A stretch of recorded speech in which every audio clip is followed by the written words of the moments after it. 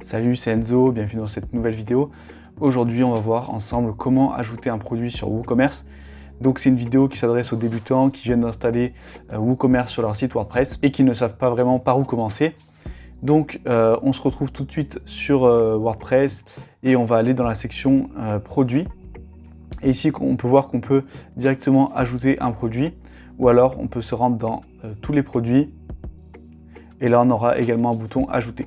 Ici, donc, c'est la page où on va pouvoir paramétrer tout ce qu'on souhaite pour notre produit. Donc, tout d'abord, notre titre, donc c'est celui qui va apparaître sur la boutique, qui va apparaître ensuite sur la page produit. Là, vous pouvez mettre ce que vous voulez.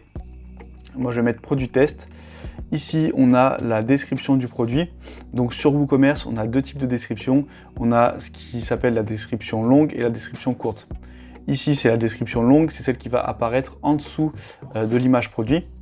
Et ici, on a la description courte, c'est celle qui va apparaître à droite de l'image du produit. Ça, on verra en détail plus tard. Et une fois qu'on aura ajouté une image, je vous montrerai en détail la différence entre ces deux descriptions. Donc on retourne ici. Là, cette description longue, elle peut donc contenir des caractéristiques techniques, par exemple, ou des informations complémentaires. Donc moi, je vais mettre un texte au hasard que je vais aller prendre sur Internet. Voilà, donc j'ai juste ajouté une ligne de texte. Ici, on a une catégorie à cocher. Ça va être utile si vous avez beaucoup de produits et que vous souhaitez les organiser par section. Donc, par exemple, si on a une boutique e-commerce qui vend des vêtements, on aura une catégorie chemise, une catégorie t-shirt, une catégorie jean. Ici, vous allez donc pouvoir cocher vos catégories, mais au préalable, il va falloir soit en créer dans cette section, soit en créer directement ici en ajoutant une catégorie. Donc ici, si je mets par exemple jean, on peut voir qu'on nous propose de mettre une catégorie parente. Ça va être utile si vous souhaitez faire des sous-menus. Donc là, c'est vraiment si vous avez énormément de produits. Si, encore une fois, vous avez une boutique e-commerce qui vend des vêtements par exemple, on peut avoir une catégorie parente homme avec une sous-catégorie jean, t-shirt, pantalon, tout ça. Et une autre catégorie parente femme avec encore une fois les mêmes catégories qui seront rattachées cette fois à la femme. Ici, je vais juste mettre, je vais pas mettre de catégorie puisque c'est juste un exemple. Là, moi j'ai le plugin Yoast SEO qui permet d'optimiser le métatitre et la métadescription. Donc c'est important pour votre référencement. Si vous ne savez pas encore ce que c'est, j'ai fait une vidéo complète qui présente le plugin en détail. Ça s'affiche juste ici, donc je vous invite à aller voir si vous souhaitez en savoir un peu plus. Dans cette vidéo, on ne va pas s'en occuper, je vais fermer le volet. Ici, on arrive dans les données produits, donc c'est là qu'on va avoir pas mal de petits réglages. On va commencer avec cette liste déroulante qui nous propose différents types de produits. On a tout d'abord le produit simple. Donc ça, c'est si vous avez un produit sans aucune variante. Par exemple, si on vend des vêtements, il y aura plusieurs tailles, donc il y aura des variantes de taille. Il peut également y avoir des variantes de couleurs. Mais si c'est vraiment un produit simple, un produit unique, eh bien, vous pouvez laisser ça. Ensuite, on a le produit groupé. Donc là, c'est pour créer un lot de plusieurs produits qu'on a déjà créés. Pour l'instant, on ne va pas le voir. Produit externe affiliation, c'est si vous faites de l'affiliation, vous pouvez mettre un lien vers le produit en question. Et produit variable, donc c'est ce que je viens de vous dire, c'est si vous avez plusieurs variantes de couleurs, de taille, de trucs comme ça. Alors pour l'instant, on va voir les options d'un produit simple et ensuite on verra les différentes options pour un produit variable parce qu'il y a quelques petites différences, on verra comment créer les variations. Donc pour ce qui est du produit simple, on a à saisir le tarif régulier et le tarif en cas de promotion. Vous voyez qu'on peut planifier notre promotion avec une date de début et une date de fin, donc ça peut être utile. Là, je vais juste mettre un tarif régulier. L'inventaire, vous allez pouvoir entrer un UGS, donc c'est le numéro d'identification de votre produit. Ça peut être la référence d'un fournisseur par exemple. Ici, vous allez pouvoir activer la gestion du stock. Ça, c'est pas obligatoire, mais si vous souhaitez activer cette gestion, c'est possible. Là, vous avez juste à entrer votre stock et dès qu'il y aura une commande, ça va automatiquement diminuer le stock. Et ici, vous pouvez paramétrer un seuil de stock faible et vous recevrez une notification quand ce seuil sera atteint. Ici, on a l'expédition, donc vous pouvez rentrer un poids, des dimensions, une classe de livraison.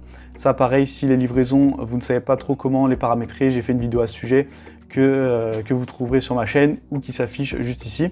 Vous n'êtes pas obligé de le définir pour chaque produit, hein. Vous pouvez faire quelque chose de global qui va s'appliquer à tous les produits, ça sera plus simple. Ici, les produits liés, donc on a les produits suggérés, c'est des produits qui vont s'afficher en dessous de votre produit. Et les ventes croisées, là, c'est des recommandations de produits qui vont s'afficher sur la page panier. Voilà, ensuite, on a l'image produit, on va pouvoir définir une image principale.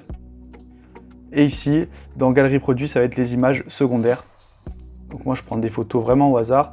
Là, je vais mettre le même texte et on va aller prévisualiser la fiche produit juste pour que vous voyez la différence entre la description longue et la description courte. Donc hop, je vais prévisualiser. Voilà, donc moi j'ai une sidebar qui s'affiche, mais vous, selon votre thème, ça sera peut-être en plein écran. Là, on a notre image principale avec en dessous la galerie produit. Ici, c'est donc la description courte qui apparaît entre le prix et le bouton ajouter au panier. Et si on descend, on a notre description longue ainsi que les avis qu'on peut choisir de désactiver sur nos produits. Voilà, donc si vous souhaitez créer un produit simple, vous voyez que c'est très facile. En quelques minutes, vous pouvez ajouter votre prix, votre description, les images, cocher une catégorie et votre produit sera créé. Et maintenant, on va voir comment créer un produit variable avec différentes options.